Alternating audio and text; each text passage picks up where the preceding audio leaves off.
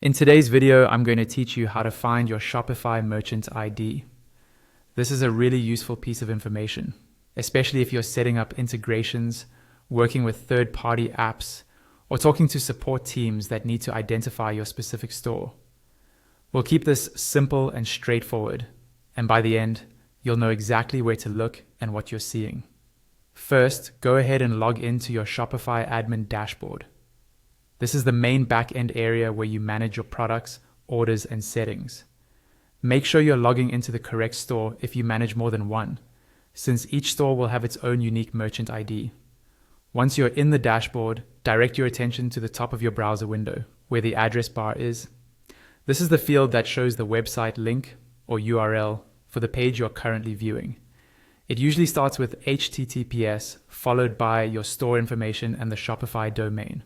What we're interested in is a specific part of that URL. Look closely at the link and find the section that contains /store/. It might appear in the middle of the address, surrounded by other text or numbers, and that's completely normal. The key is to locate the word store with slashes around it. Right after store/, you'll see a name or identifier.